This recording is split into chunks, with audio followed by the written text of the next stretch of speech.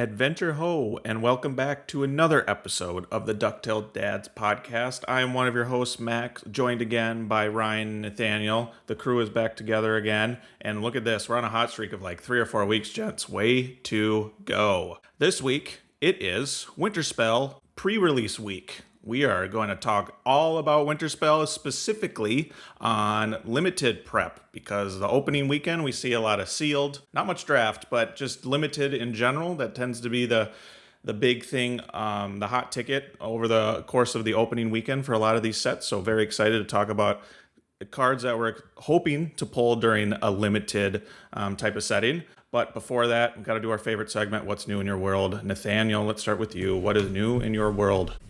So for a Lorcana perspective, I think I can be relatively quick here. We are planning on doing a sealed event later this week. I think, Mac, as we were kind of chatting today in our group chat, the anticipation and the eagerness to just play with new cards, I think, is overwhelming at this point. Time of recording is Monday, the week of pre-release, and it's like, my goodness, Friday can't come fast enough. So at this point, right, it's just a matter of like, even if my pulls are buns, I don't care. I just want to play in sealed. That's really exciting and such a fun way to open up a set. The store that we're going to in particular is a store located in Fridley, Minnesota, called Kraken Hits. They're really generous to their player base. It's just a really great store to go visit. I've been there for a few different events. It's just such a fun vibe there. Tons of really good players also tend to play in those events too.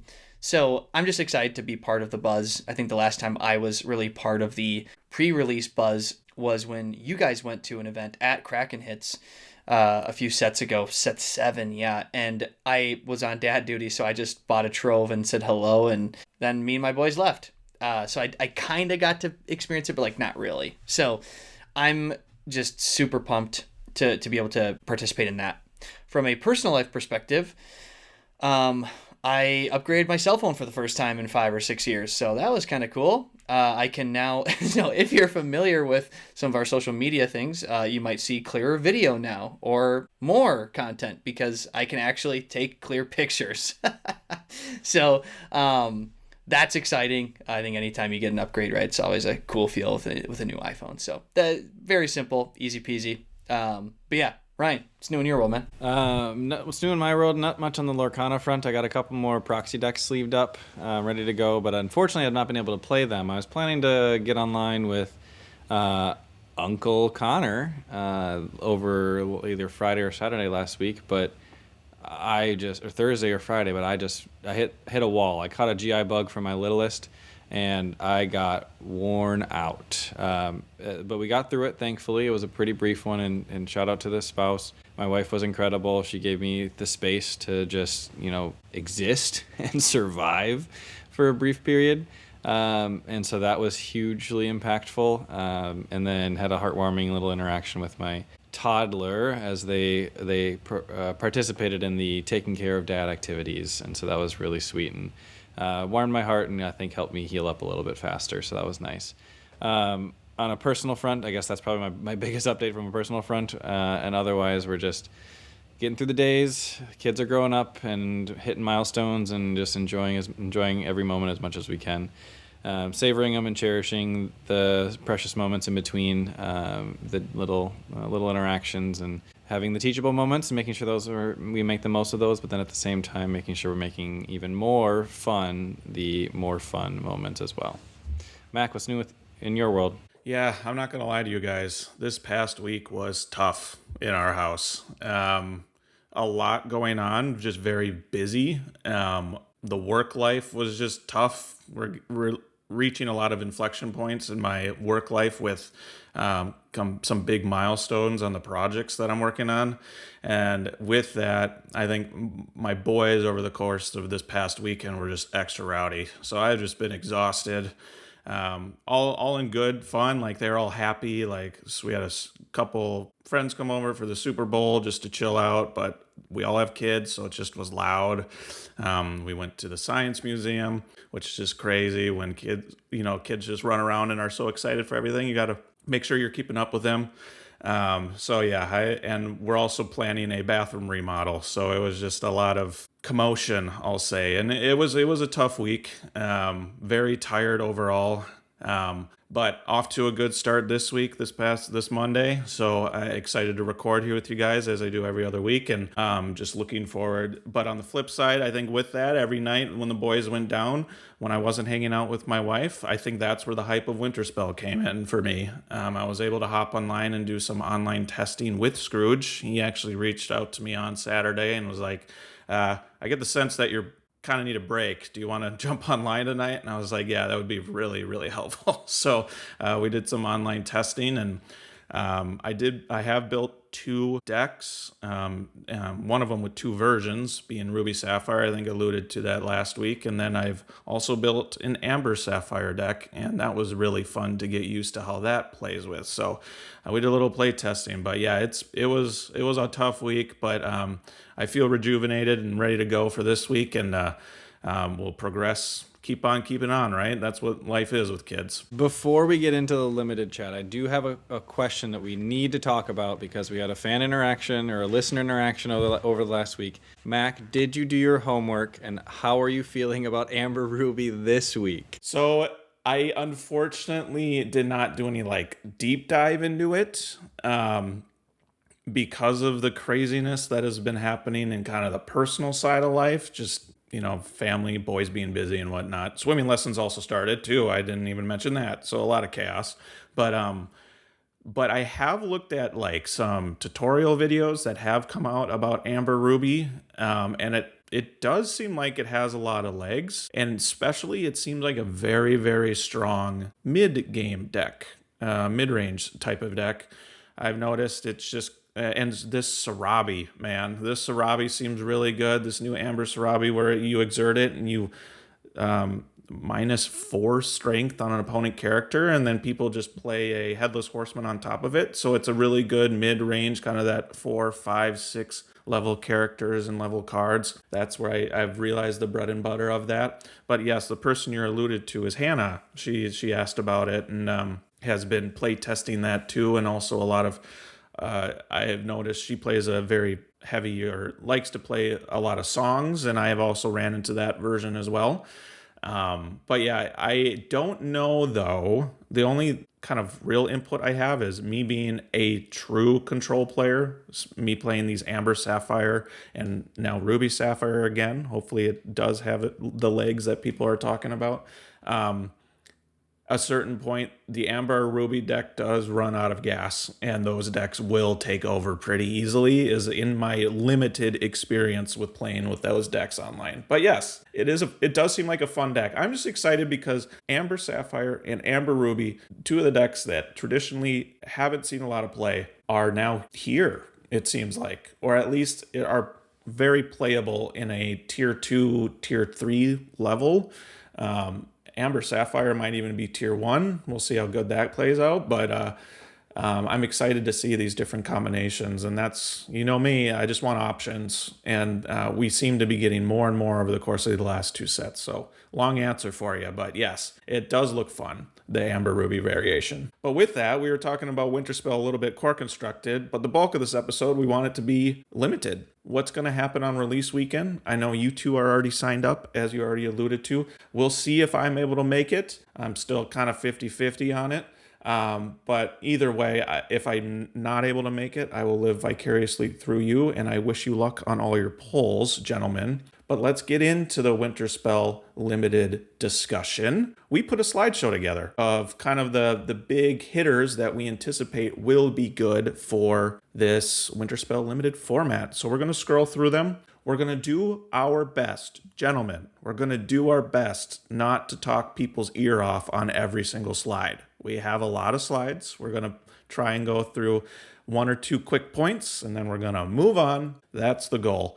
Audience, if we don't do that, please send us your comments saying you guys need to talk faster, and we will continue to work on it. But hey, when you're talking with your friends, sometimes you just talk a lot. So who wants to start with this first card?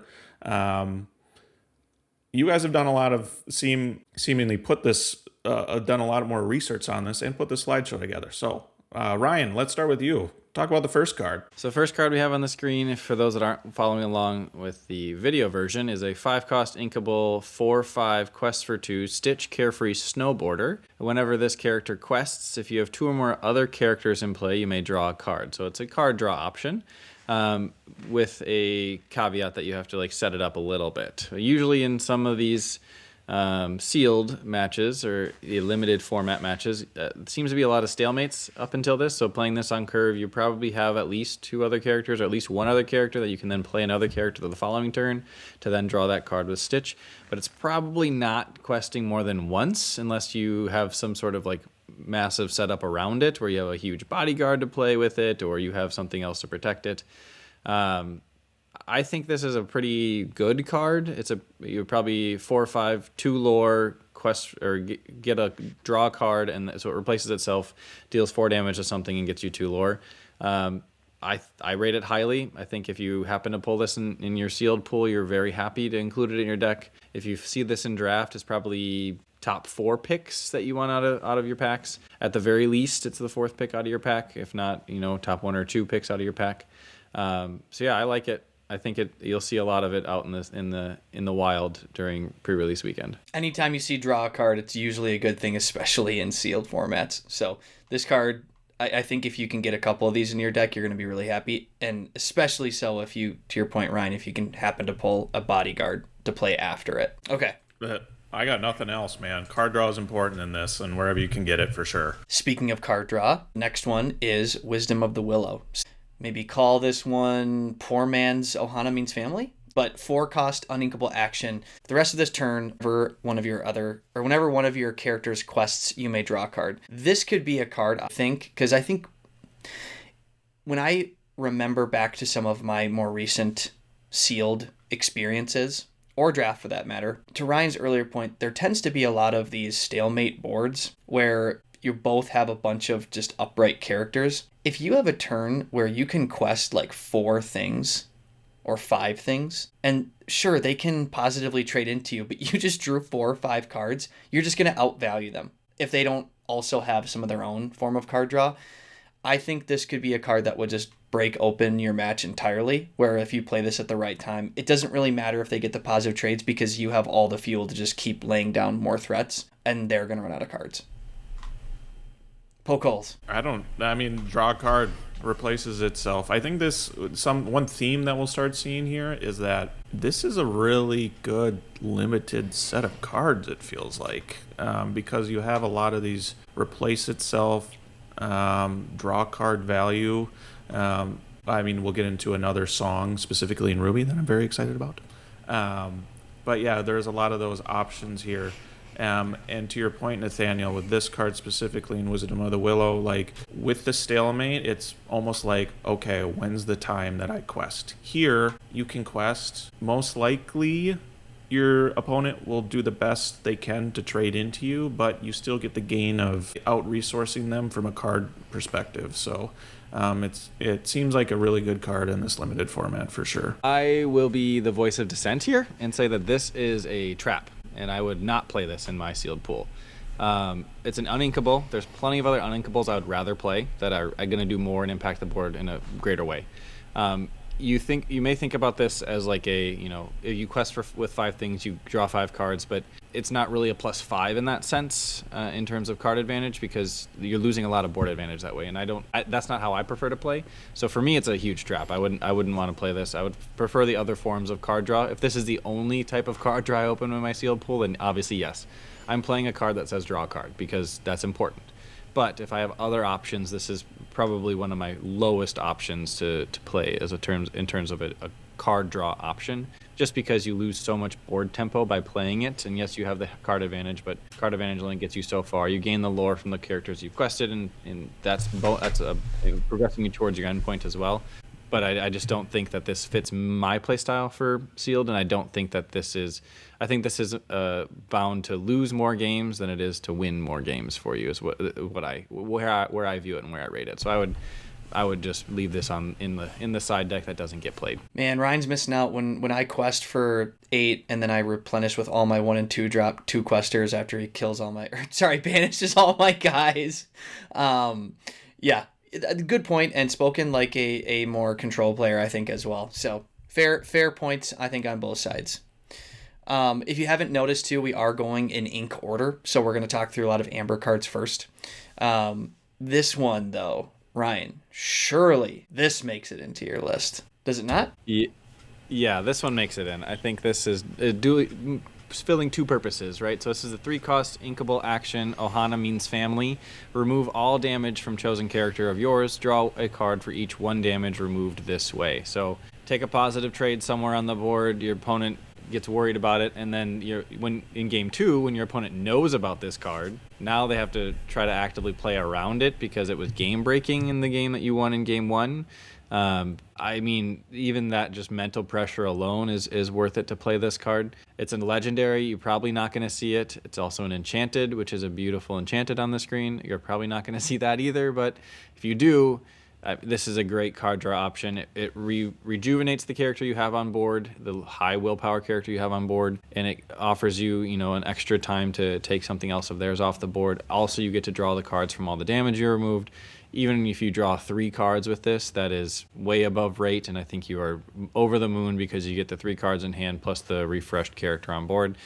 I would definitely play Ohana Means Family in my sealed deck. Yeah, this feels, I think, Ryan, to your point, like this is a card where if you play this later in the match where you do have like a big meat stick character down, and by meat stick I mean just like something with huge stats, 6'5", 6'6", or something, and it banishes something where it takes like a bunch of damage, but it barely survives that. The card draw from paying 3 ink is just so huge, and the heal aspect is... It is better than the Wisdom of the Willow, right? It's a better situation, and you don't have to commit so much of your board to do the thing. You just have to have one guy do like the swing into their thing. So it seems a bit more consistent, and it's inkable versus an uninkable. So that's also that definitely does matter. I think I don't value this as a 3-cost card. I would consider this more of like a 6 or a 7 drop, if you will, because I'm not going to play it till that phase in the game usually, because I'd like to develop characters leading up to this. So on 3, I'd rather play a 3-cost character than play Ohana Means Family and draw a bunch of cards. But if I have like a 2/4 that traded into something that was a 3/2 and I get to draw 3 off of it, then sure, maybe I'll play Ohana Means Family on that turn. But I usually would consider this more of like a late game or just in a separate part of the curve where it's just going to be extra card draw outside of the curve. Draws cards. It's good to me. Again, you will see that theme in drawing cards. Okay, I think we're going to start to get a little bit more into some other ink combinations here. So Bambi, I've heard a lot about this card from other content creators as well, being just a huge potential card. Ryan, I think you're really high on this card, right? The 4-cost inkable 3/5 Bambi Ethereal Fawn. Yeah, I am high on this card. I think this is really, really good in sealed. I think it's also really, really good in constructed. Mac, I included both of these cards on this slide, and I'm grateful this is kind of fresh for you. I want your impression on which one would be better, which one you would prefer to play, and if you feel they're different at all. So on the slide, there is 4-cost inkable Bambi Ethereal Fawn, 3/5, boost 2. During your turn, whenever it exerts, reveal a number of cards from the top of your deck equal to the number of cards under him. Put all revealed character cards in your hand. Put the rest on bottom in any order. And then on the other side of the slide is a 4-cost inkable Alice, Well-Read Whisper, 4/4, boost 2. Whenever this character quests, put all cards from under her into your hand. They both quest for 1. So Mac, do you feel they're different? Would you play one over the other? What are your initial thoughts, on first read? That's tough on first read. So when I look at Bambi is definitely, I am actually down on this card for constructed, just in general, because the caveat is you need a high character deck. So you better be building a deck that has at least 40 plus characters. Most likely you want to be around that 50 character range just to fully utilize whenever it exerts. Put those characters in your hand. With that being said, the Bambi gets more value whenever it exerts. So even if you play it, and when we see something like an Elsa come down that will force exert this, again, this is not limited. I'm just talking core constructed now. The force exert aspect of it you get the benefit. Now, moving into limited, I don't know if there are any cards here that are force exerted. So you're still going to get mainly get Bambi's like ability when you quest with it, right? So that being said, when compared to this in Alice, it's kind of feels like the same card in a sense, right? Whenever you quest, you get cards. But with Alice in this aspect, you put all the cards under her in your hand. So it doesn't have to be reveal characters and put them in your hand. You just get the cards from under her. The biggest thing that I see though is you need to make sure you're consistently boosting with Alice. Whereas Bambi, if you have 1 or 2 down, odds are you're going to at least pull 1 or 2 characters whenever you draw. I think the consistency with Bambi in limited seems a little bit higher, but I don't see much of a drawback with Alice in a limited format. But you just have to make sure you're utilizing that extra ink that you have to ensure that you're boosting her consistently in order to get that quote-unquote draw effect. I do like the attack power on Alice, a 4/4. I think that can be very valuable in a limited format when things start turning sideways and you want to be able to take over from a board advantage perspective. But yeah, this is just kind of quasi card draw, and either one of them I think needs to be in your deck if you end up pulling them regardless. But I kind of like Alice almost in this preference. It feels good. I'm not sure. What do you guys feel? I think for constructed, I really see Bambi being quite great because it's just the fact that he exerts. So if you had to challenge, do some board cleaning up, you still get the benefit of that effect. If he sings a song like a cood or something, right? Like you still get all that benefit and you still get to, do the thing for his effect. So I feel like Bambi could help kind of make the game, like run away with the game a little more if he's not immediately answered. I think I slightly prefer Bambi. I think from a limited perspective, they're both really good. I still might even like Bambi slightly more just because, again, like if you're on the draw and you're trying to like catch up, you could still do some stuff where like you're having him help clean up the board while also replenishing your hand. That always feels good. I need to correct myself. I gave the Elsa example. When your opponent force exerts Bambi, I didn't read during your turn. So you can only utilize it during your turn. So to your point, if you exert him to sing a song, you still get that effect, right? I just think the deck list the opening deck list that I've been seeing with this Bambi from a core constructed, I see a lot of actions, and it seems weird that there's a chance that you're going to miss out on a lot. Granted, if you happen to have 2 or 3 cards under him and you pull 1 or 2 characters out of that questing or that exert effect, I should say, there's a lot of good card draw there. But I don't know. Alice seems almost simpler to pull off, whereas I think Bambi has the higher ceiling. Well, yeah, that's probably a good way to summarize it. Bambi has the higher ceiling, but I think Alice has the higher floor. But both seem very good in this limited format. Quest for around the same amount of stats, both inkable 4-cost characters. So I think both will perform pretty well in this type of format. I agree with those takes. Y'all made some really good points. One thing that I like about Alice over Bambi is that it's just cleaner. My brain likes tidiness, and so this is a very tidy card where you get the cards out from under her. You don't actually waste any cards from your deck. You get to see everything in your deck. Whereas Bambi, obviously, those boosted cards are stuck underneath Bambi, and you're drawing cards from your deck then instead, so you're never going to see those cards that are under Bambi unless you have some other way to get them out from underneath Bambi. In both situations, again, I don't think I want to play these on 4. I want to play them on maybe 6, so I can boost right away and then boost the next turn and get two out of it immediately. Because in both situations, these are going to be like top priority for your opponent to remove. These are banish on sight kind of cards because of the opportunity for them to run away with the game.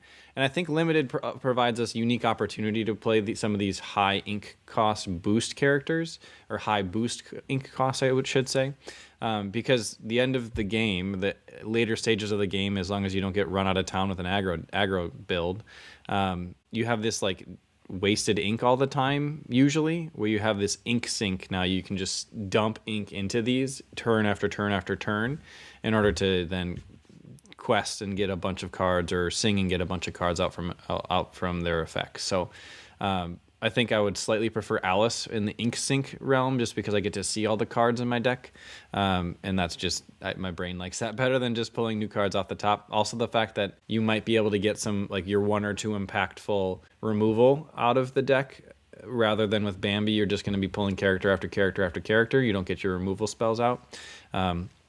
That kind of rubs me a little bit the wrong way, but at the same time, they're effectively equally good. They're ink sinks that are 4-cost ink sinks, and you get extra cards off of them, extra resources, is just what you're really looking for. So if you see either of them, feel free to take either of them in a draft setting. If you see Bambi in your pack, you're probably going to pick Bambi, because you're less likely to see more Bambis in the future, because it's simply super rare versus the uncommon. So that being said, in a sealed environment, I'd gladly play both of them in my deck, to be quite honest with you. Yeah, and as a general statement, just like cards that allow you to put cards underneath characters, so to help these like Bambi and Alice just expedite their abilities, really, I think those would be pretty important too. So when pulling these type of cards, maybe that's another focus you have in building your sealed deck, is finding those cards that allow you to quote unquote double boost, right? And that's the way I think about it.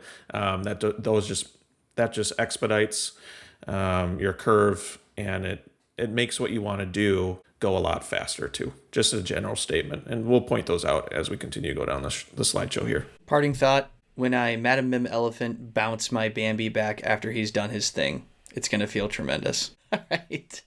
The next one is that aforementioned Force Exert, the only one that we know of, I think, in this particular set. That Force Exert something on when it's played on your turn, you can Force Exert one of your opponent's characters, and that is Vanderchill herself. So this is a 4-cost uninkable 4/4 quest for 1. When you play this character, exert chosen opposing character. A couple interesting things here with, I think, some of the Darkwing Duck stuff that's coming up this set is she is a villain, so that could matter.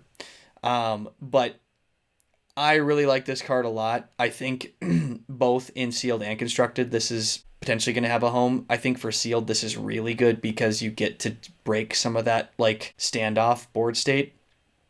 I've done a little bit of play testing with this. Early set release so far. I think this is a great card to play. Unless you're playing that Willow card, right? In Sealed or Draft, this is going to be coming down on turn 4. So you're not feeling terrible about like a 4/4 on turn 4, and especially if it means you get to make some really nice trade with at least one of your opponent's characters on that turn. You mentioned the Willow card. I don't even think we talked about it on this podcast yet, but Grandmother Willow is a 2-cost uninkable character. That's a 1/2 quest for 1, and its effect says you play 1 less ink for the next character you play this turn. And it's not a optional effect. It's just if it's at the beginning of your turn and it's still on your board, it's the first character you play costs 1 less. So then you get a little bit of free ramp on a character body that way. So I don't think we talked about it, but just wanted to highlight that for anybody that may be following along. Yeah, and I don't think, I guess you could play that in Limited. I wouldn't really love that personally, just because it's an uninkable, low cost. It's not really doing much for the board.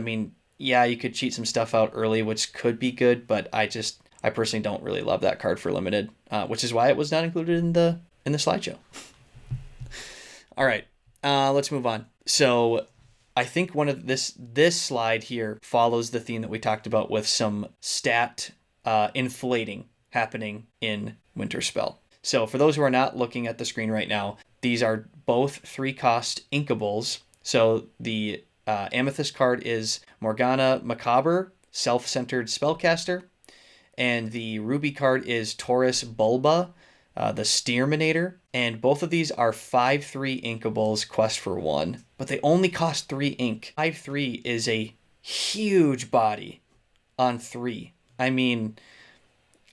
feel like being able to swing for 5 is just insane. I would agree completely. Swinging for 5 is incredible. You trade up into 5 and 6 cost characters. The flip side of that, though, is you're clearly not surviving. And secondly, they are susceptible to, your opponent playing an Isis Vanderchill and then taking a positive trade up into you. That still doesn't feel that bad, though, because now they've used one of their removal options on this 5/3/1 quester, which is, they don't have it for when you drop a 2 or 3 quester later. So, I think these are really great cards to see in your packs to include in your deck, just as that board stall threat. You're going to create a lot of even board states or non-moving board states by dropping either of these onto the field. Yeah, and Nathaniel, I think you talked about stats, right? And this brings up a good point about what you really want to do in sealed in general.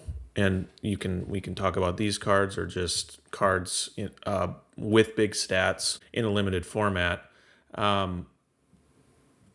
The best cards to play in limited, just to keep it kind of simple and low to the ground here, tend to be what we've learned are your 4, 5, and 6 cost characters, preferably inkable.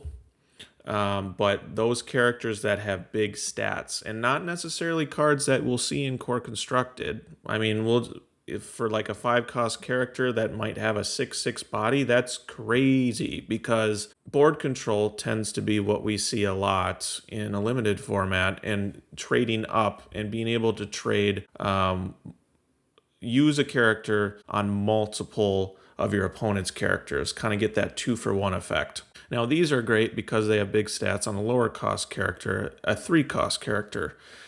So for those of you who are going to be doing limited or don't have as much experience with limited, I know the first time I went into a limited format, I thought ultra aggressive, hyper aggro, that's what you want to do. And I got wiped, because by the time you run out of gas, and card draw, it is almost non-existent in this format. So that's why we keep pointing out when you see a card that says draw a card, it's super important too.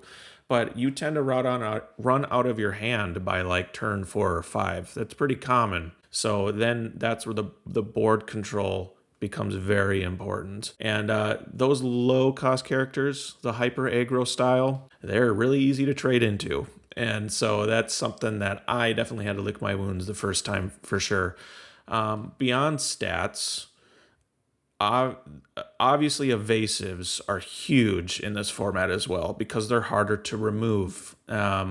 So if you see an evasive card, most likely you're going to put it in your deck, or at least put it in the pile where, at least the maybe pile, and then as you're shuffling through what you want to do at kind of the last minute cards to put into your deck, that's kind of where you can put one into the yes or no pile depending on what you need.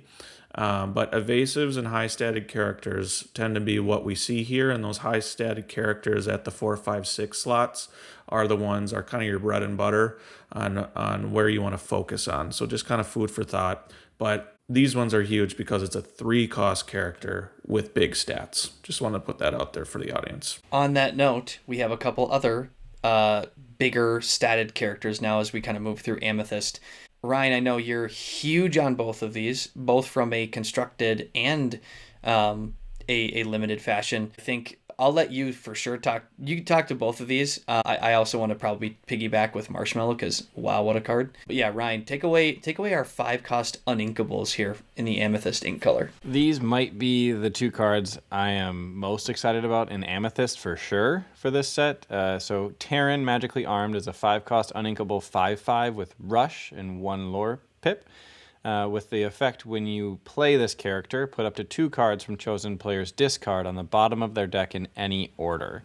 So you're kind of filtering through either yours or your opponent's discard to remove the important cards, which has some synergies but nothing worth chasing. It's basically vanilla text in the limited format. In core constructed, though, this card seems tailor-made for a Blurple deck to have a run-in against a Amber Emerald Dogs deck, where you want to the Dogs players using their discard as a draw option for their big ladies that they're shifting or playing out, and so this kind of removes those options from them. It also helps with if you're playing if Maui Half Shark comes back into the fold, removing actions from your opponent's discard. So this is a good way to try to filter through your opponent's discard that is usually untouchable in pretty much every other sense for this card game.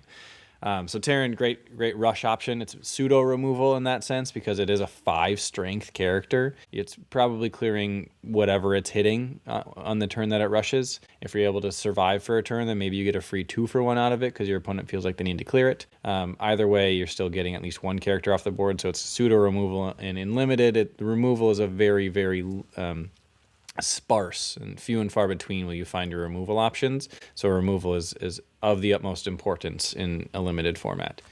The other card on the screen is the Marshmallow Cranky Climber, 5-cost uninkable 5/5, quests for 2, with the effect whenever this character quests, each opponent can't ready more than one of their characters at the start of their next turn. So this, in a constructed sense, feels incredible. It helps you win races because your entire board is accessible to you, so you can quest everything, and your opponent only can choose a single card or a single character on their turn or on their field to ready at the start of their next turn. That doesn't mean that if they already have ready characters, they can't use them. It's just that only one character can ready at the start of the turn.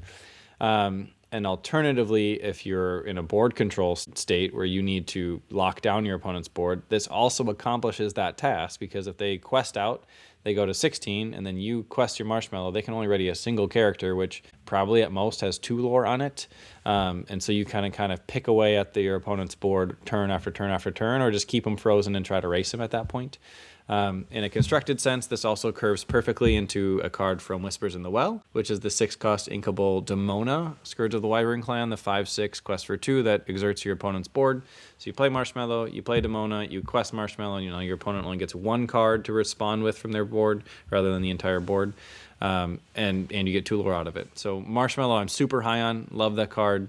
I think it's going to be a staple of the constructed meta. And then in limited, Marshmallow feels like this really high skill ceiling card where you kind of create these awkward board states where you're in control of the awkwardness, right? You have the card that is causing the tension, and you can try to take advantage of it and make the most of it in the turns leading up to and after the card comes out, because you can quest with some things that your opponent thinks twice about removing because they want to exert that many characters and leave them frozen? Is this when they want to freeze their characters, or how do they get rid of Marshmallow if they don't? So both Terran and Marshmallow, great cards, great stats, uninkables that I would play in both constructed and sealed decks. So what are y'all's thoughts on these 2 cards? I think the Marshmallow is interesting where he feels like he'll be better in constructed than in sealed.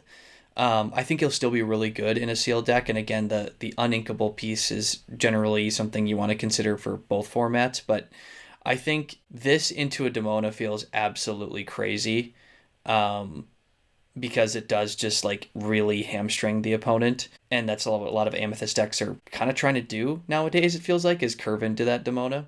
Not all of them, but a lot of them. And I do think there will be ways to play around this, particularly in limited, where, you just don't overextend your board and you wait for that opportunity to do that. But then again, if you get a wide enough board with Marshmallow and you just quest a bunch of stuff anyways, I think it's becoming clear that I'm just way more willing than Ryan to sacrifice my board. Yeah, I tend to get impatient too, but yeah, I think these will be great. I think in the limited, I believe Terran will be pretty good with the rush. I think that's huge. Rush characters are huge in a limited format. But yeah, I think both will do fantastic.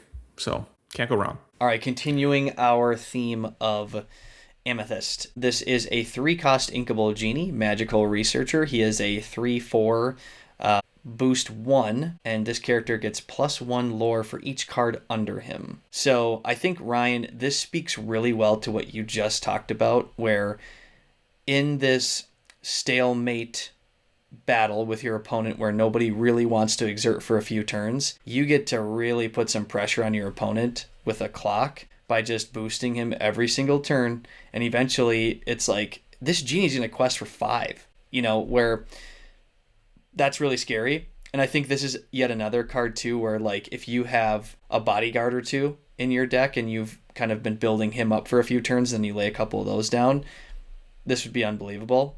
Again, I love to think of these like Fantasyland play lines, but it's an interesting stat line being a 3/4. It's not anything crazy on 3, right? As we just talked about how there's 2 5/3s on 3, but this effect in particular where we know there's going to be a lot of upright characters, this seems to really put some pressure on your opponent. Well said. I think it's the surprise factor, especially with the boost. If you find other cards that allow you to put things underneath, this is a perfect target for that. So excited to see how this one plays out in that limited format side. Also another rare like Marshmallow. So these Amethyst rares are kind of crazy. And boost 1 really too is really good. They really are. I think this is another one of those high skill cap cards. It's going to be this awkward, like, is 3 lore enough for me to just quest it and let it get taken off the board? Because chances are your opponent's not letting this quest more than once. Otherwise, something's going horribly wrong and you're going to win anyways, whether this was a 3/4 quest for 4 or a 2/2 quest for 1. That being said, like, is 3 enough? Do I wait till 5? Do I just let it sit there and risk, Isis Vanderchill or Let It Go or other options that are going to remove this card? Or do I just, turn it, get the value, and let it go, and just like let it get banished, and then crack back with something else and try to like make sure that is favorable for me then in that sense. I think there's some like we talked about magical fantasy land of this would be crazy.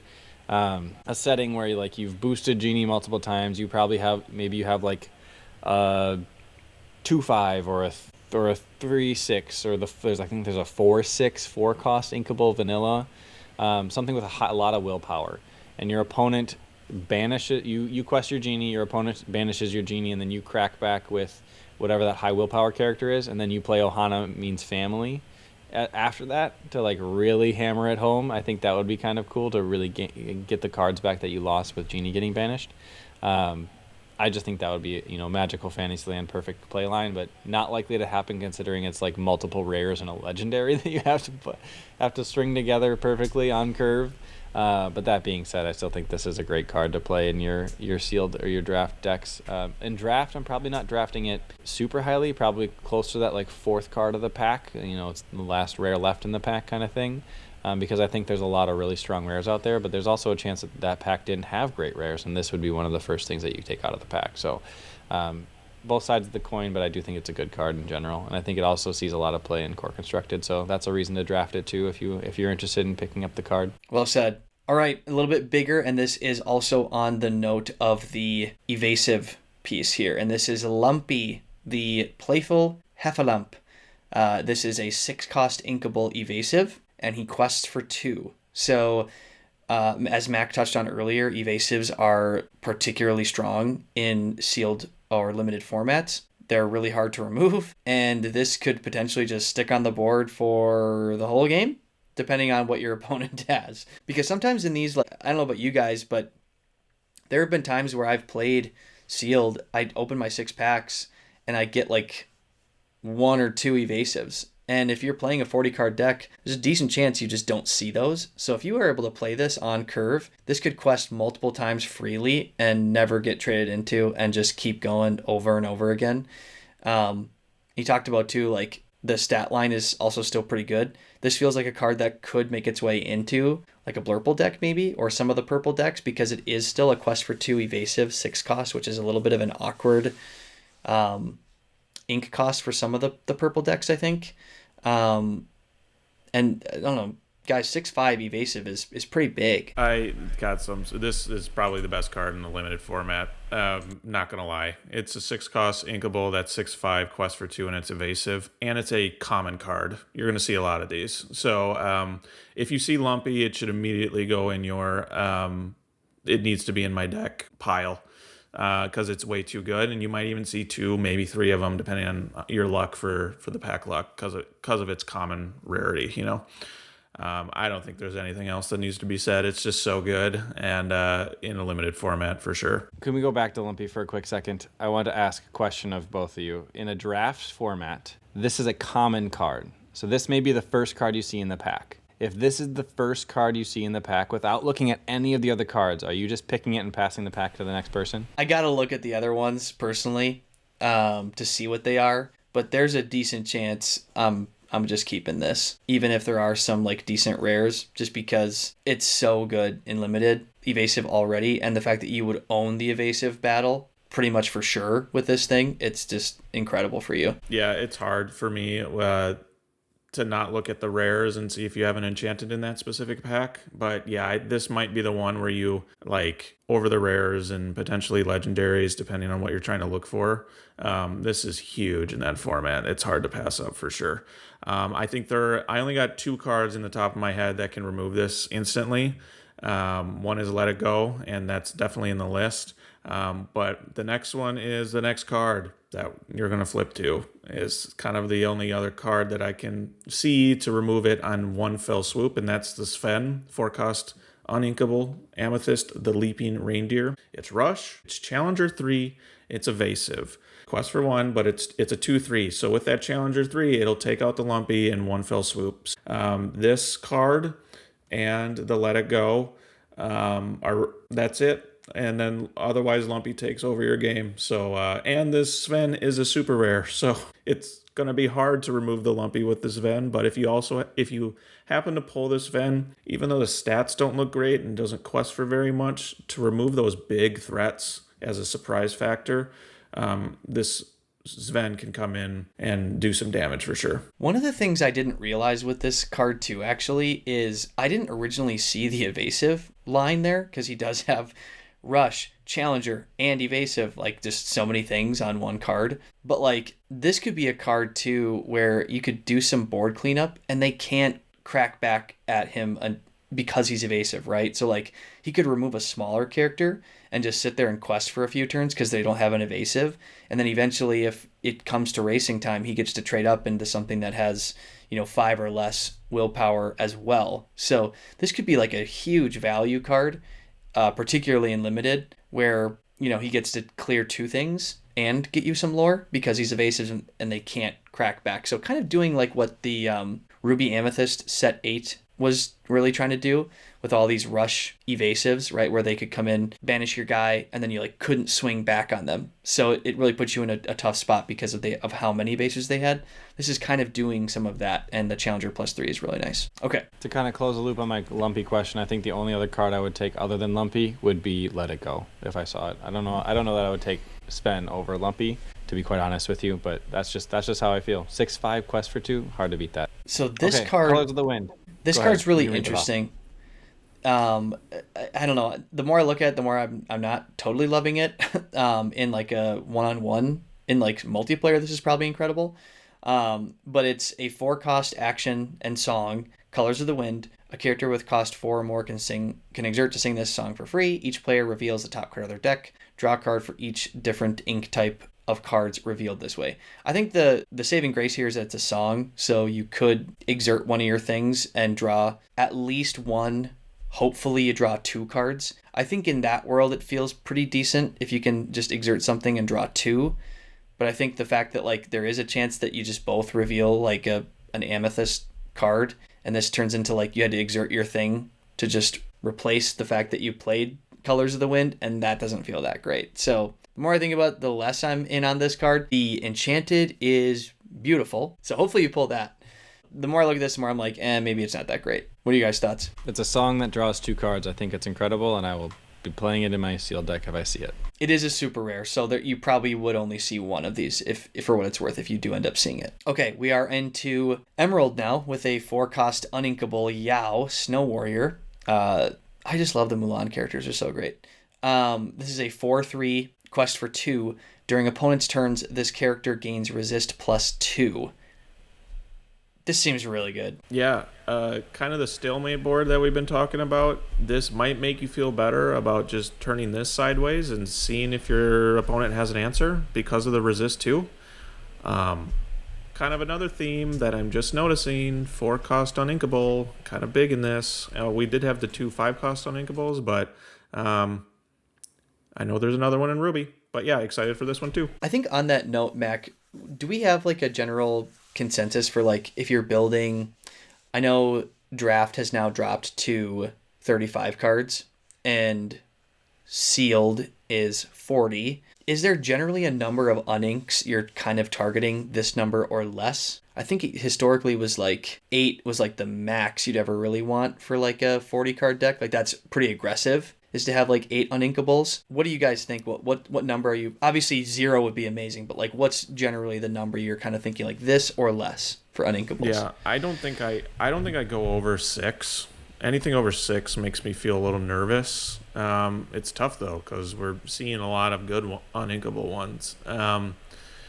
In a pinch, you might be able to convince me on a 7th or an 8th if you have more of those maybe card draw options to get through your deck. But other than that, I tend to stay around your 5 or 6 range because I'm not going over 40 cards. I don't even think you can. I think you just build 40 cards, but I don't know the rules off the top of my head. So yeah, around that, a little over 10% of your deck is uninkables. I think you're feeling okay because 4 would be 10%, right? So I personally don't go over 6 when I'm trying to build a deck. And I agree with Mac. I generally try to look in that 4 to 6 range of maximum uninkables in my sealed deck for draft. Then 3 to 5 would be the range that I would consider for uninkables in that deck. Even if you have a ton of card draw, I would still not go over 6 just because you end up with some really, really bricky hands that can just lose you the game outright. And that always feels really bad just to lose because you only saw your uninkables and you only got to like 3 ink and you have 4, 5, 6 cost uninkables that you can't even play yet. And so I would just say no more than 6, so that 4 to 6 range for a sealed deck and 3 to 5 for a draft deck. And I think you can build. I think it's just minimum of those numbers for your deck counts. I think you can build over that if you want. Draft, I don't know, but sealed you can go over. Yeah, and I think that the last parting note on that is, generally for these events, you might have like 35 pretty good cards, and the last slots might just be like inkables that are okay cards, right? So I think that's to Mac's point. You're usually not going over because of the fact that the card quality starts to dip pretty considerably at a certain point, and you're just kind of trying to get to that minimum number. Usually, I think is what you see. If you have some amazing pulls, then more power to you. If you pull 40 plus really strong cards out of your 72 in sealed, that's just super lucky. Okay, next one. Mac, do you want to introduce Ling? Yeah, Ling, the Emerald Snow Warrior, 2 strength, 3 willpower, quest for 2. He's a 3 cost inkable with the text or the ability Building Muscles. You pay 1 ink, chosen character gains +1 strength this turn. At first glance, you might think, ooh, he quests for a lot for a 3 cost character, and that's how I did it too, my first limited event. Don't do that. I think what's really good about this one is that Building Muscles. So don't feel obligated to turn sideways just because you see him be able to quest for 2. Reason being is in limited, you see a lot of these weird states where you have an extra ink or 2. And this is where that Building Muscles ability really comes in clutch. And you can buff other characters to then trade up. Maybe a lower cost card can then trade up to one of your opponent's higher cost cards. So I think that's where the value in this card is. It is a 3 cost. And like we alluded to before, your bread and butter tends to be 4, 5, 6. So you'll want a limited amount of 3 cost cards. Granted, this is a rare, so lower likelihood that you're going to pull it. But keep that in mind. Another point we want to make about limited just in general. I have had decks where I don't have any 1-drops. Maybe you have like 2. That's about it. And then 2-drops, maybe you have 4. But it's not uncommon to see none of those. And sure, you want to make sure you have a healthy board state. But especially for turn 1, it's not uncommon, especially if you're on the play, to just say ink pass. So just something in mind to maintain that card advantage too against your opponent. Because on the play, it does actually feel bad because card draw options aren't as common to dwindle your hand quicker than your opponent on the play. Just something to keep in mind. Okay, I need to say something about this card that I am just reading now that makes this seem even better. This is pay 1 ink, chosen character gets +1 strength this turn. I don't see anything on this card that says you can't use that multiple times on your turn. Unlimited, as long as you have the ink. So like if you pulled this later in the game and you're sitting on like 6 ink, pay 3 to play this, and now you get to choose in increments of 1, buffing multiple characters by 1 each, 1 by 2, 1 by like that's really strong. This card actually kind of feels amazing, to be honest. I remember there was I think it might have been set 7 where some of not the Chromicons, or maybe it was whatever those items were that you could like give strength or take away strength or maybe move a damage if you exerted it, whatever. They ended up being like kind of impactful. I think the Ruby one in particular during limited, because you could give your stuff extra strength over and over again. So like all your stuff was like always trading up. This feels like a card like that where, man, if you get 1 or 2 of these, I would definitely like to have this in my deck because you can ensure that your things are always trading up and you can surprise your opponent with that move. That seems super nice. Okay, gosh, this card's so cute. Vixie, the Forest Friend. This is another 3 cost, 1/3 quest for 2 with evasive, mind you. If you have a character named Todd in play, you pay 1 ink less to play this character. I think this is entirely here as this set's version of the famous 1/3 evasive stat line, that quest for 2. Like Peter Pan, Tinkerbell, the Amethyst one, it can just sit there and quest away against a lot of people if they don't have evasives in their deck, and that's really good. I think my one key point on this is the text. So you pay 1 less if you have a character named Todd in play. Don't chase in like a sealed setting or a limited setting. I would not recommend chasing synergies like this card has unless you already have a Todd that you want to be playing. So if you only have a single 1 cost character and it happens to be the 1 cost 2/2 Todd, then great, put it in your deck and you might see it just in time right on curve with Vixie, but it's probably not going to happen. Vixie is simply a 1/3 2 questing evasive character, and evasive is hugely impactful, and that's why I think it's a very good card for a limited setting. Yeah, well said. Speaking of evasives, we have this underdog that we've talked a little bit about, kind of hyping up this new term, and this is the White Rabbit. This is the Emerald underdog. He is a 2 cost 2/2 evasive quest for 1. If this is your first turn and you're not the first player, you pay 1 ink less to play this character. Again, it's an evasive. You can get it out as early as turn 1 if you are the second player, if you're on the draw. That's super good. Not a ton of evasives, so not a terrible card to have in your deck, particularly in the 2 cost slot. And he's inkable. Yeah, I think all underdogs are worth just a second look for this format. Not to say that you're going to end up putting all of them in your deck, but just a second look because their stats for playing on turn 1 are really good. And then, yeah, to this point, if it has evasive, it's also worth a second look. So keep that in mind as well. Okay, now we've got one of our Todds. This is a 4 cost Todd, Playful Kit. He is a 2 strength, 4 willpower, 2 quester. Whenever this character quests, choose 1. Gain 1 lore, or chosen character of yours gains evasive until the start of your next turn. That's super interesting. Because yet again, I'm starting to see with like Emerald here, guys, you could kind of build like a pretty nasty aggressive deck that's just full of these evasives, and if they don't have many answers, they just kind of lose on the spot because the Todd could just give itself evasive. Right, and then becomes a 4 cost 2/4 evasive quest for 2. We've seen that somewhere before, I feel like. In all of Core Constructed since Azurite Sea, 4 cost 2/4 quest for 2 with evasive. Oh yeah, Genie, everyone's favorite Amethyst 4-drop. Genie's uninkable too, and Todd is more flexible than that as inkable even. So that's really interesting. I think Todd will see a lot of play. If I see Todd in my limited pools, I'm gonna try to put him in my deck.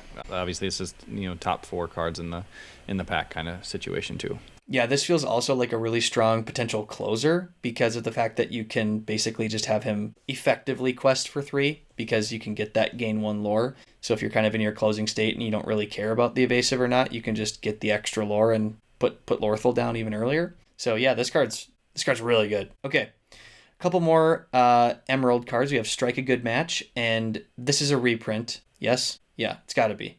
A character with cost 2 or more can exert to sing this song for free. Draw 2 cards, then choose and discard a card. This feels like a really great value card because you get to see more of your deck, kind of clean up some things. Cheap being the fact that a 2 cost. So if you did have that White Rabbit underdog, forego one lore and have it sing this and filter your deck and gain some cards. That's kind of nice. And the other one is the 4-cost Education or Elimination action. It is also a song. A character with 4 cost or more can exert to sing the song for free. Choose one. You can draw a card. Chosen character of yours gets +1 lore and gains evasive until the start of your next turn. Or you can banish chosen damaged character. What do you think, fellas? Yeah, I think that's huge. Anytime you see a banished chosen character, granted this one has to be damaged, but banish a character is huge too. You don't have to quote unquote sacrifice your own character to remove one of your opponent's characters, so that's big. You also have the option to draw a card and giving something evasive, as we've alluded to before. That's big. It's inkable. That's also great. One thing to keep in mind, we've talked a lot about actions and songs throughout this list. The bread and butter are characters, so don't overwhelm yourself with actions, items, and songs. Just keep that in mind. Again, it's limited. Odds are you're not going to pour a playset of Education or Elimination, but you want to focus. I would say when we're talking about the 40 count, I tend to have around 30 characters, right? So like that's kind of the name of the game when it comes to and that's a minimum. Sometimes it pushes up to 30, 35, right? So just depends on what you pull, but these are great in a pinch for those limited, pun intended, action and song spots in your deck. Great pun. I think both of these just add consistency and options, and I would agree with Mac. Again, great point. I would have no fewer than 30. I usually aim for like 35, maybe 5 actions or songs in my sealed decks, and maybe 3 or 5 actions or songs in a draft deck too, just based on what they are. And those are mostly going to be draw a card or remove a card or remove a character kind of situation too. Yeah, speak for yourselves, guys. Last set, if I could get 10 detective badges, I'm pouring all those into my sealed deck. Just kidding. Okay. 3-cost uninkable emerald item, Snow Fort, and this is your characters get +1 strength. And the second line of text is Barricade. During opponent's turns, your characters gain resist +1. So this is actually something where in a stalemated board state, this is absolutely incredible, especially because odds are they're not going to have a whole lot of item removal. Very likely going to have none. So you just get +1 strength, and when they want to swing into your stuff, you also get resist. I think this card legitimately could just straight up win you a game. Like, just on its own. As long as you don't brick crazy other ways, this just makes your board so hard to deal with. It's an awesome stat buff, I said. Let's cut there that. It is! Let's there cut it that. Is. It happened. It really did.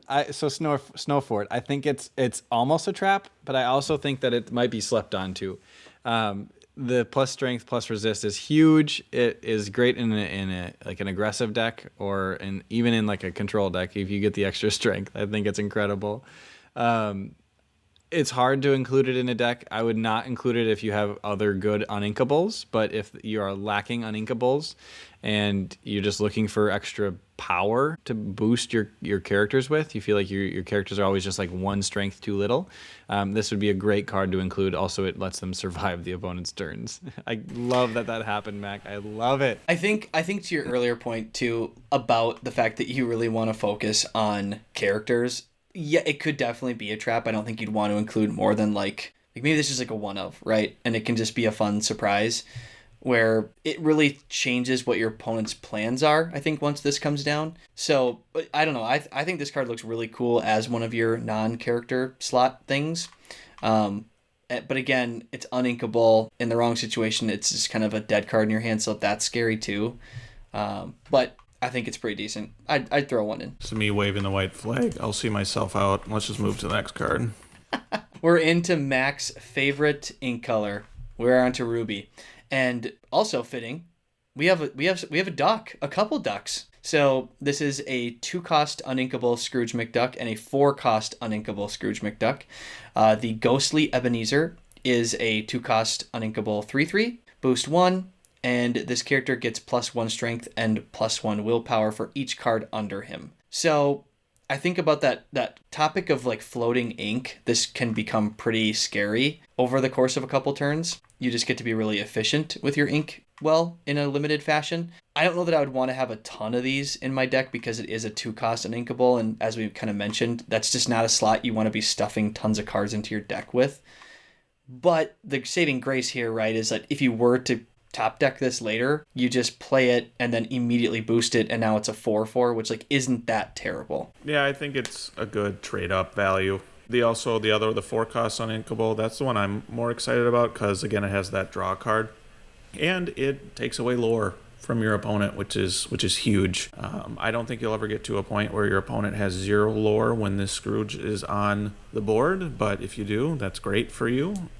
So I think, though, with the 2-cost uninkable, it pairs really well, again, with those cards that just slide right under. So the more you can trade up with this card, the better, obviously, with the Ghostly Ebenezer. So I'm starting to look at all of these like uninkable slots. Like it's going to be hard to choose what you want for uninkables, so keep that in mind. Granted, a lot of the really good ones are the rares and super rares, but there's some value here in the uninkable slots that you really need to consider when trying to choose where you want those to go. Yeah, and on that note, the 4-cost uninkable Ebenezer Scrooge is a 4/3.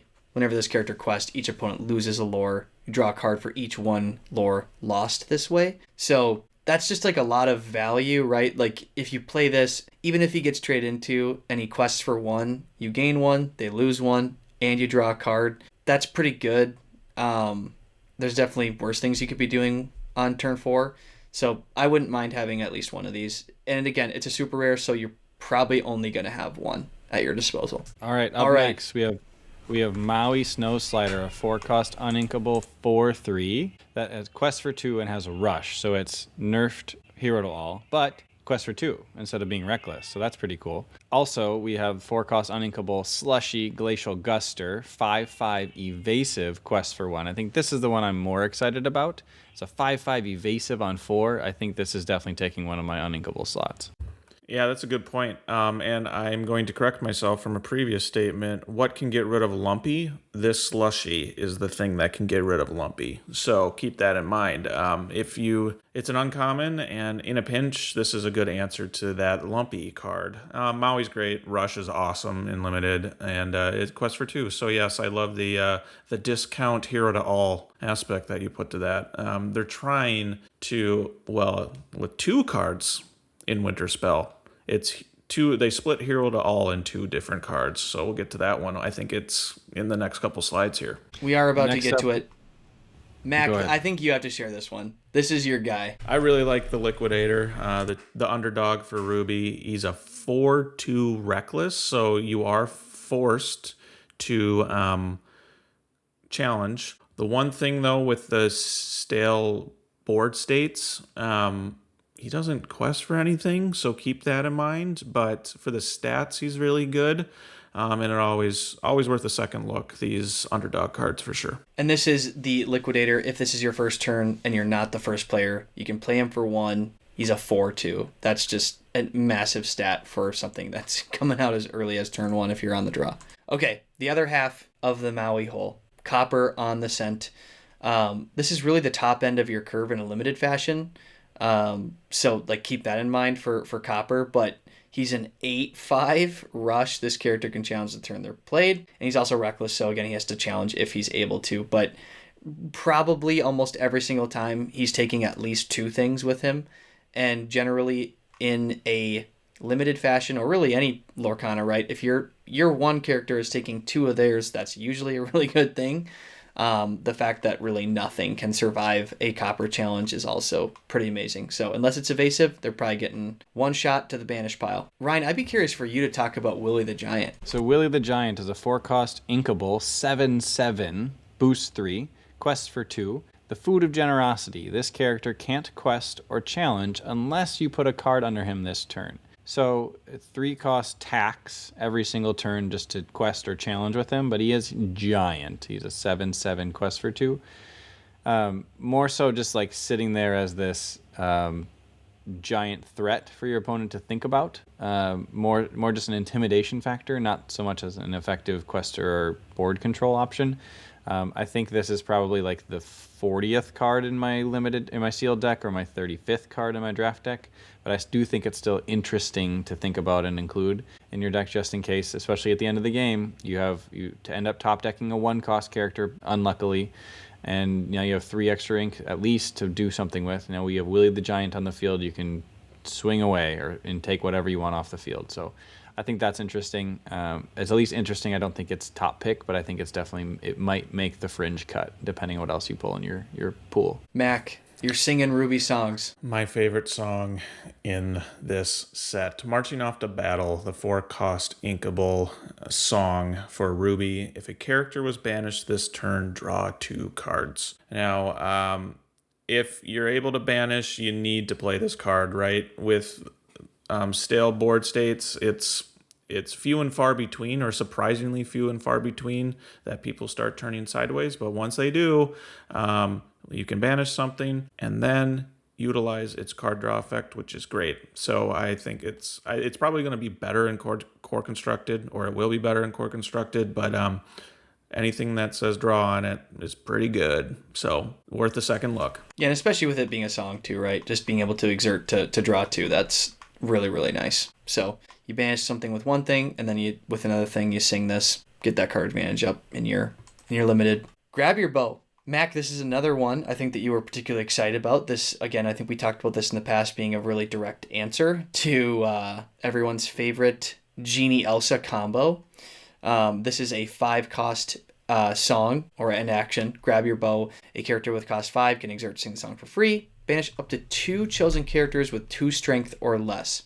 So it might not be... This actually could be a card where like it's like decent in limited, but in constructed, I think this card's going to be amazing. Yeah, I think you nailed it right on the head there. The fact that stats are the name of the game for limited, it's hard to find a lot of characters with 2 strength or less to utilize the banish aspect of this card. However, I think it's worth just mentioning this card because it's one of the few, if not the only card that just banishes characters. So just keep that in mind. Worth putting in the maybe pile when you pull it, and then deciding once you get to those last 5 or 7 cards or so. But it will take up a valuable uninkable slot. Keep that in mind too. Worth noting, I think, when we talked about the evasives, right? Pending what you draw, this could be something you just want to slot one in, where like if they did, your opponent does get like Todd and, the rabbit or some annoying evasives that you can't deal with. This could be one of your few answers to it if you don't have your own evasive.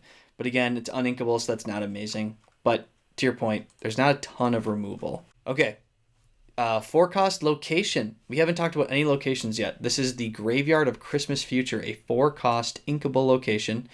It costs 1 to move stuff here. It is an 8 willpower brick house, 1 lore pip. Whenever you move a character here, put the top card of your deck under this location face down. At the start of your turn, you may put all cards from under this location into your hand. If you do, banish this location. Thoughts, guys? I think this is a very good value card. I think that if you have extra ink floating around at the end of your turns, it just costs 1 to move it here and kind of load it up for the future. It also creates this very awkward decision for your opponent to make during these games. If you have enough of a board already established, this again is like in my mind, like a 6-cost card, not a 4-cost card. You establish your board on 1 through 5. On 6, you drop this, move a couple of things in, and then now you're stocked up where 4-cost draw 2 is kind of the effective rate that we've established in this set for draw card efficiency. And if it happens not to get challenged at all during that first turn it's sitting there, then maybe you take a risk and move a couple more things and put a couple more cards underneath and really stock it up and plan to cash it in when it's at 3 or 4. But even at draw 2 for 4 cost and gain a lore, that is worth it to me. If your opponent decides to remove it immediately, okay, you lost 2 cards from your deck, but at the same time, now your opponent has exposed their board and you've broken the stalemate that you were hoping to break. So I think in the right setup where you have a lot of high strength characters ready to take advantageous trades on the follow-up turns, I think that this is an interesting location to think about. In general, locations are not very good to play in a limited format just because characters are everything, and if it's not a character, it probably needs to remove something, or it needs to be a very efficient card draw option. So I think I'm interested in this card as a card draw potential, but it's not going, again, it's probably like the 40th card or the 35th card that I'm including in the deck, not the first or second card. I think that's fair. Okay, we're into Mack's other true love, which is Sapphire. And this is the I think we've talked about this card already. It's another solid card because it can turn into card draw for you. It's a boost 1, 5 cost, inkable, 5/5, quest for 1. Whenever this character quests, look at a number of cards from the top of your deck equal to the number of cards under him. Put 1 into your hand and put the rest on the bottom of your deck in any order. I think this can be just like a potential card filterer for you. Or again, you got some of this floating ink. You can kind of utilize that in a nice way. But it is going to at least most likely replace itself, which is already good. And a 5/5 body, well, at least one thing trades into it. So I think just generally a solid card. I'm including it in my deck if I see it. Great stats, and you draw a card. That's all you need to know. This might be one of the best for limited as well because of the, I don't know, maybe it's better for constructed, but this is the Sapphire Moana. She's a 5 cost, 4/4. You can ink cards from your discard. She quests for 2. The stat line isn't that amazing, but the fact that you can start inking from your discard, that's really nice. So depending on how your deck is built, this could certainly give you some really nice card advantage options because you're not having to ink from your hand. I think if you see Moana, it kind of enables this greedier line you can do. You can include maybe 7 or 8 cost cards in your deck because you may actually get there if you actually have a Moana out on the field. I would still not include the 7 or 8 cost cards because they're giant traps, but usually it's probably a 5 cost, draw a card because you're inking 1 from discard instead of from hand, quest for 2, which is pretty okay.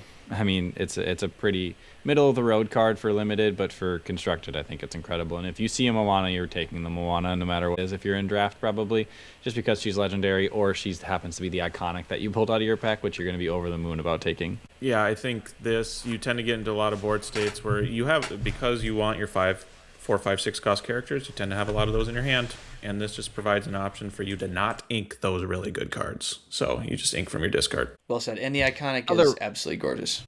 Other ramp options in Sapphire for this set: Jiminy Cricket, 3 cost, inkable, 3/4, boost 2, quest for 1, and look into your past. Whenever you put a card under this character, you may put a card from your discard into your inkwell face down and exerted.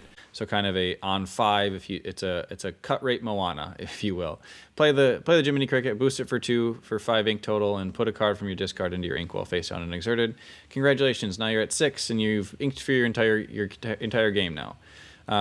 Alternative option there, Belle, Snowfield Strategist, 4 cost, inkable, 2/3, quest for 2, winter stockpile. Whenever one of your characters is banished, you may put that card from your discard into your inkwell face down and exerted. She's super rare. You're probably not going to see a lot of her, but she is incredible in terms of ink efficiency and card efficiency. You are turning the cards on field into cards in your inkwell as well, and she sees herself get banished if she ever does get banished by something like, say, Grab Your Bow. She would ink herself. So at the very least, it's a 4 cost, 2/3, 2 lore that draws a card. And with a pretty enchanted attached to it, which is surprisingly similar to the same art in both the normal and the enchanted. Interesting little tidbit there. What more do you need to say about Let It Go? This card has long been a premier removal option. You can do it to ready or exerted characters, and the fact that you can sing it, this is so good. This could help you for sure win one of your limited games, or more than one, just because of the fact that you could hold on to this for the biggest threat that they have and then sing this and off you go. So for those who haven't seen this card before, maybe you've come post-rotation, this is a 5 cost song, Let It Go, and you can put chosen character into their player's inkwell face down and exerted. So clean removal, kind of like Hades, but it's a song that's a little bit cheaper. Ryan, was this you? The Tiny Crutch? Yeah, Tiny Crutch. Since 1 costs are effectively useless in this format and in this set, they're not great. This is one of the 1 costs that, maybe it sneaks in as the only 1 cost item I would play, or the only item I would play. That and maybe Snowfort, we'll see. But it's a Tiny Tim's Crutch, 1 cost, inkable. At your side, exert this card, and chosen character gains support this turn. I think support is really strong in limited, where you can quest with something, you get the lore, plus you give it strength to something else to trade up. It's really effective if you have like a 2 lore quester that's on a bigger body. Say Moana, you quest Moana, give support to your 1 or 2 cost character. Your 1 or 2 cost character then clears the 4 or 5 cost character that would be threatening Moana. Therefore, Moana gets to stick around for another turn and get you more advantage. So I think that this, because turn 1 is so like low impact and this is inkable, where if you see it later, you're just going to ink it anyways, it is probably the worst top deck in the world. That being said, it's still, I think, worth including as a 1 or 2 1-cost cards in your deck, because the 1 costs are not that great. Fair play. I put this text in here because it's kind of funny. I don't know. This Kanga had I had my eye on this card just because it's a 5-cost 5/5 inkable, so that matters. She's a 2-quester. While there's a card under this character, she gets +1 lore. I kind of felt like this would be a potential closer for you. Or really start to expedite the clock for your opponent, where if you play her and then the next turn you use some of your floating ink to boost her, that's pretty good. A 5/5 that quests for 3 now. That seems pretty nice. And it's a must answer then for your opponent. Probably not in your top 30, but maybe it's towards the back end of that last 5. And now we are into steel. I will say the one card that we didn't include in this slide deck that is Sapphire, and I think it's worth mentioning, is that legendary Scrooge McDuck. If you do pull it, I think it's good because it gives kind of this double boost effect. We've talked a lot about these boost characters.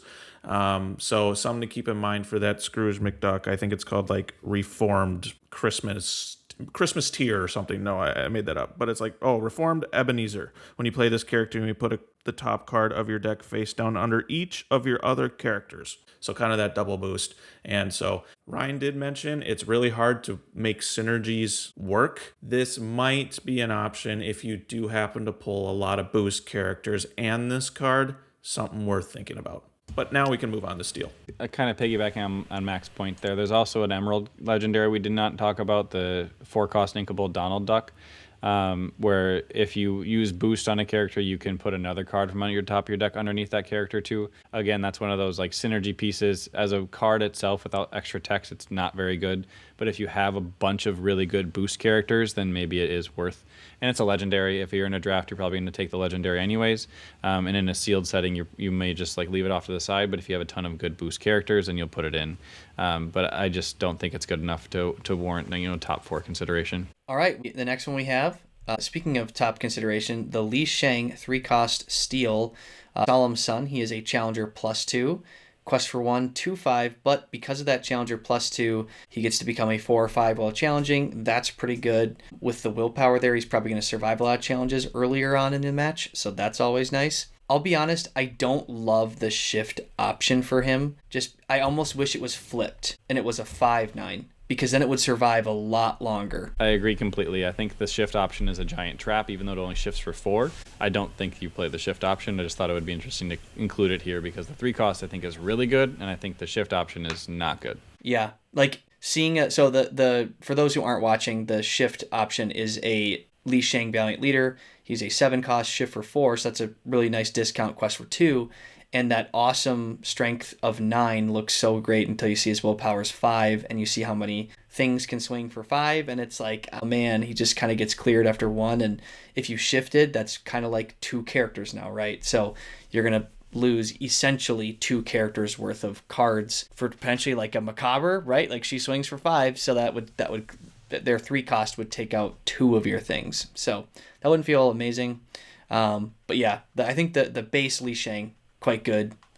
There's definitely worse options you could be doing on turn 3. This one is just a meat stick, you might call it, or a stat stick. This is the Prince Naveen. It's a vanilla 5-cost inkable 7/6. I'm telling you right now, if I see this, I'm for sure putting it in my deck because a 7/6, it's going to, other than copper, right? Like this thing is going to be around for a while. Take 2 things with it or more. So this thing's amazing. If I see this in Ohana Means Family, I am over the moon, and I can't wait to pull off the combo. Yeah, it's a beef stick for sure. That's all you need to know for this card. And that's very important as you're building these 4, 5, and 6 type of cards. Yeah, imagine your Prince Naveen bundled up, one-shots the Pete that they have on their side that was potentially going to draw them cards, and then you pull the Ohana Means Family and you draw 5. That would be amazing. Interesting. We do have a 1-cost here. Gantu I don't love this card for limited. Because this looks like a trap. Hand economy is so important. I agree with you completely for limited. For constructed, though, I think it's intriguing. So this is the 1-cost Gantu. He is a 3/3. When you play this character, choose and discard a card, which sounds bad, but because of the fact that that's the cost, right, of getting out a 3/3 on turn 1.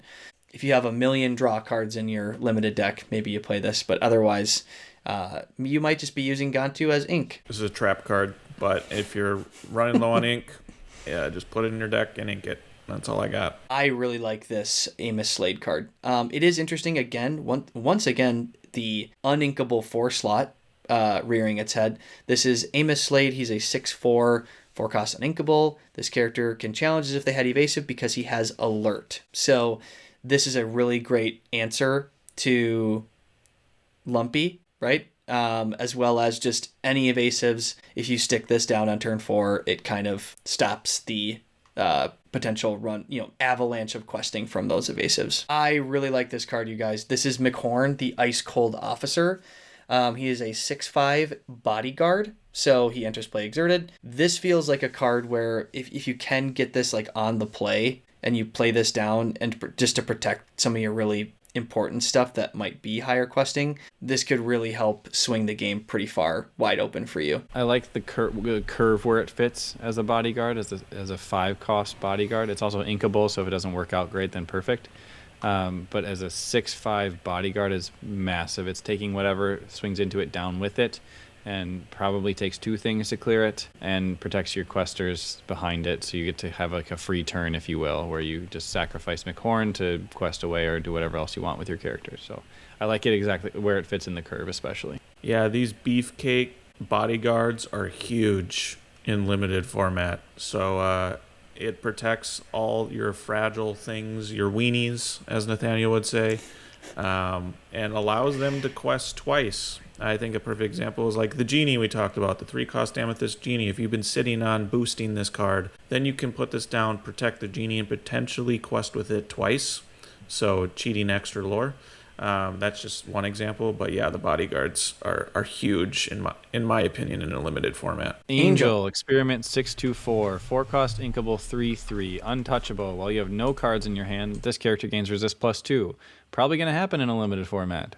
Good aim. Once during your turn, you may choose and discard a card to deal 2 damage to chosen character. It's not a mandatory trigger, but it is something that everything in your hand turns into a potential damage. So end of the game, you take your top deck, you see, oh, that's not a very good card. I don't really want to play it anyways. I'm just going to discard it, deal 2 damage to the opponent's characters. Hopefully you remove something with that 2 damage. Now your Angel has resist +2, so maybe you swing into something and you take only 2 damage back from a 4 strength character. Angel survives, lives to the next turn, and then you can keep questing away. It's kind of this board control option. Also, is just resist +2 is really hard for a lot of things to deal with. Stats a little bit low, but with these 2 effects combined, if it's a legendary or an enchanted, if you see it, I would recommend taking it. This feels like a really flexible card, which is generally a pretty good thing in any type of deck. I think to your point, Ryan, this could potentially help. Because of that flexibility, it could definitely help you. And with the legendary 1, maybe 2 if you're crazy lucky, you get to see of these. Probably worth a look. Lilo bundled up. I think we've talked about this character before. This is the 2-cost uninkable 1/2. During each opponent's turn, the first time this character would take damage, she takes no damage instead. So I think for one of the few like smaller characters, and again, this is super rare, you're probably only going to see 1. Again, 2 if you're super lucky. But if you're going to have like a 2-cost, there's definitely worse options for you, particularly on the play if you're a little bit lower. And again, if you could put a bodyguard behind this later while it's just kind of sitting there, you could really get a lot of lore out of this thing. But she's not going to do a lot for you as far as like board presence. Yeah, like I said earlier, 1-costs are not great in this set, so your opponent's probably not going to have one. So this is probably questing at least twice because it takes 2 things on each turn to deal with it on any given turn. So even on turn 2 on the play, you're going to quest freely. On turn 3, maybe you quest freely if your opponent misses the 2 drops. Now you got 4 lore out of your 2-cost character. Highly recommend playing this card. It looks great in a limited format and a constructed format for that matter. This is crazy. Yeah, this is one of those few 1 to 2-cost cards that are actually worth it in a limited format because it forces your opponent to you over-resource in order to remove it. So I think that's huge in Limited. Yeah, or you just play this on turn 2 with your 4 Pudge and you just win the game. All right, I believe this is our last card, and this is the Terror That Flaps in the Night, a 2-cost action, deal 2 damage to chosen opposing character. If you have a character named Darkwing Duck in play, deal 3 damage instead. I don't think you need the Darkwing to like make sure that this has to happen. This is just one of the few options to have direct damage dealing option for you. And that can be worth it. If you are going to have a non-character in your deck, this is certainly one of the better ones to include. And it's inkable, so that matters. Removal is so sparse and limited that any type of removal that deals damage is just included by default. Yeah, and for what's worth, I mean, it's a common, right? So like you're probably going to see at least one in your packs, especially in sealed. I think really good chance you see at least one of these. Can be really nice for some of that cleanup damage that you need to preserve your characters. Yeah, removal is key for sure. And this is by no means a full exhaustive list for Limited. There are definitely other cards in there that you could include, like the aforementioned Darkwing Duck. That is one of those high cost cards that you could consider to round out the top of your curve as an example. And there are a lot of villains, so something to look about too. That card is very effective against villain cards specifically, and we see a lot of them in this Winterspell set. That being said, let's put a wrap on this show, as this may be our longest episode yet. We don't know, especially at least with the 3 of us for sure. Maybe one of our guest pods have gone a little bit longer. You can check us out on Spotify, Apple Podcasts. We post on YouTube. We post on Instagram from time to time. Please let us know your thoughts. What's your favorite limited card in this set? We'd love your thoughts. And maybe you can educate us too, because we are certified pickers. So when it comes to limited, we're still learning. That being said, it's always fun to chat with y'all. And gentlemen, let's get the duck out of here.